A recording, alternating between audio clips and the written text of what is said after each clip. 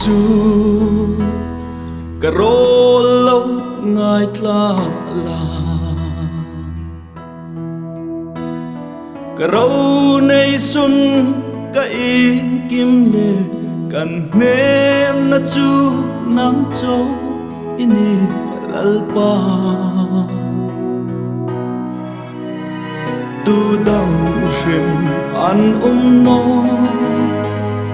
cả lung ngài cha komen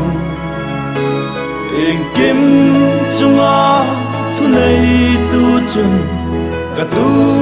cả cha mi phal tu chun mi la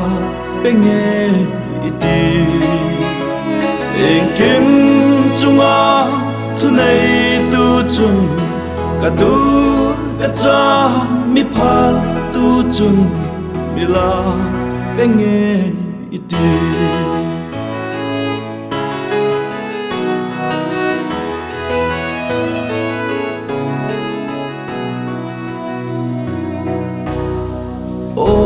Giêsu cả thinh non hung can la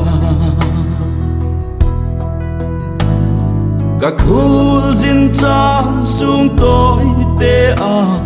cả bay dong na le mang ang na hai hi ne na bu ka sil ding min sil tir tu ani mình là ya chan ding chanin mình là ya tur ding turin ma tin fe pe kati in kim chunga thu nei tu chun ka tu ka cha mi phal tu chun mi la penge iti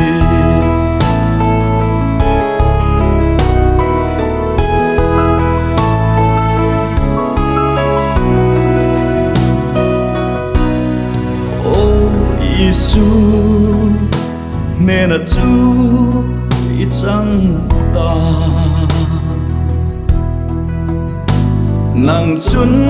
kana na hai purin kalung ai ai hai khom ipur kari ni tin I cross puta duy đến căn kumpe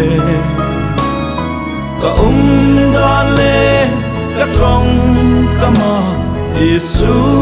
ime môi in lang xin ti in cả nghe ani in kim chunga thu nei tu chun cả dur cả cha mi phal tu chun mi la penge iti